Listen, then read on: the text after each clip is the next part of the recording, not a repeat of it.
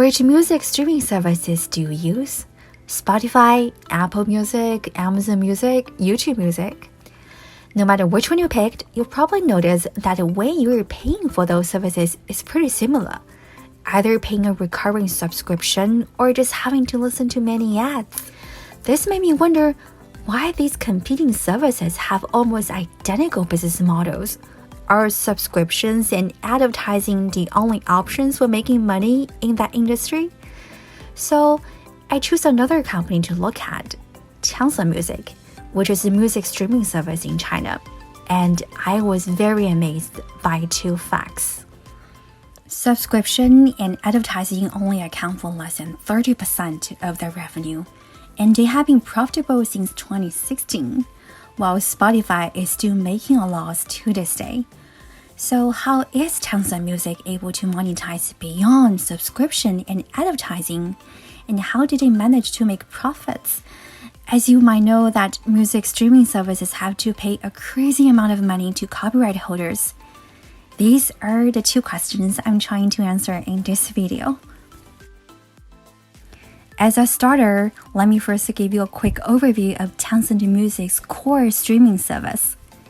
Tencent Music owns 4 music products, which in total have over 800 million monthly active users. The vast majority of the songs are free and available for downloads. Different from Spotify, which serves audio ads between playbacks, Tencent Music actually doesn't interrupt the streaming experience. Instead, they generate display ads which users normally see when opening and browsing the application.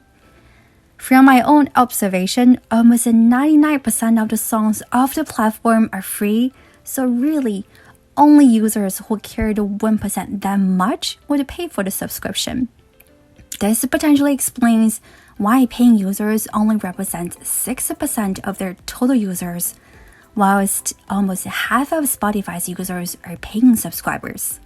Now back to our original question. If Tencent Music doesn't rely on people subscribing or listening to many ads, how do they make money then?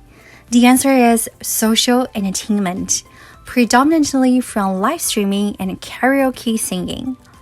Let's first take a look at live streaming. When you open the app, live streaming is on their main navigation tab where you can explore many live videos. Let's randomly pick one. So these two performers are singing live to compete with each other. Besides commenting, you can also engage by giving virtual gifts, selecting a song asking the performer to sing, or voting to help the one you like to win the battle. As you probably have noticed, all these engagements require money. To be fair, Tencent Music by no means is a pioneer in live streaming. Video live streaming in China, in fact, started to boom in 2012, and at its peak, there were more than 200 apps in the competition. Even today, when home screen on my phone cannot feel all these applications either dedicated to live streaming or having live streaming as a main feature. And each and every one of them all has over 100 million users. With this favorable external environment, monetizing via live streaming seems like a reasonable choice. The second cash cow for Tencent Music is karaoke singing.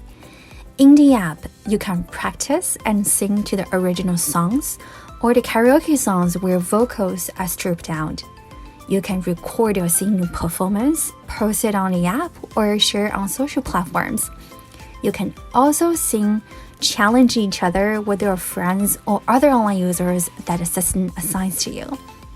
In case you're wondering how the platform convinced users to engage with the friends in their early adoption, so because of its deep integration with Tencent, which owns WeChat, the social platform with 1 billion users, you are actually required to log in using your social accounts.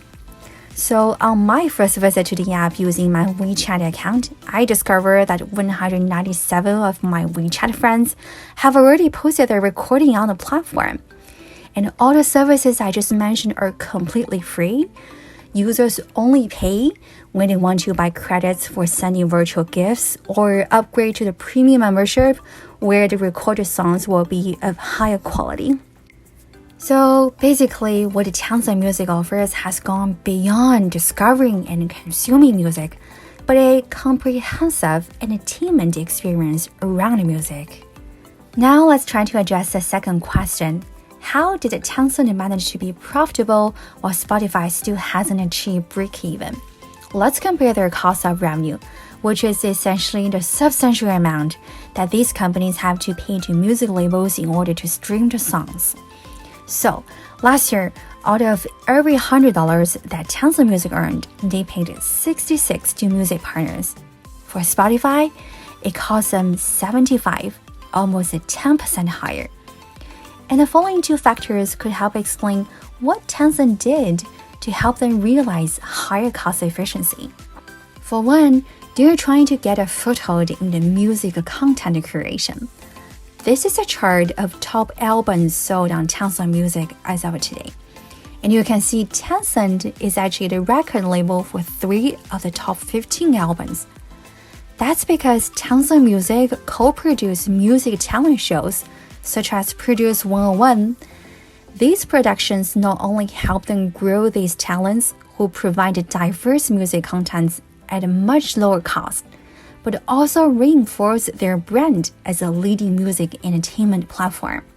The second reason is that what Tencent Music really offers is not just a streaming service, but a user-generated social platform which gives everyone a stage to perform and engage. This in return produces more content that they can further monetize using levers like virtual gifts where they make a decent cut. The average spending by a user paying for these social interactions is 20 times higher than a subscription-paying user. Now let's recap what we talked about today. Tencent Music has monetized beyond subscription and advertising thanks to its live streaming and karaoke singing services, where users are able to enjoy a full music entertainment experience from discovering, listening, watching to singing, performing, and socializing. They managed to be profitable because of the content ecosystem and social community built of its platform, which enriches its music content offering. As a result, they have more content to monetize in a more cost-effective manner. That's all for today. The purpose of this video is not to say that Tencent Music has a superior business model. Actually, personally, I'm not so bullish on their outlook, considering their user growth last year was stagnant, and the fierce competition in China just makes it so hard to convince users paying for subscriptions. What I wanted to do with this video is to provide some alternative business models that we've seen in the Chinese market. What do you think? Do you think that's something Spotify, Amazon, Apple, YouTube could adopt in the future? Leave your comments below, let me know. Thank you so much for spending time with me. See you next time.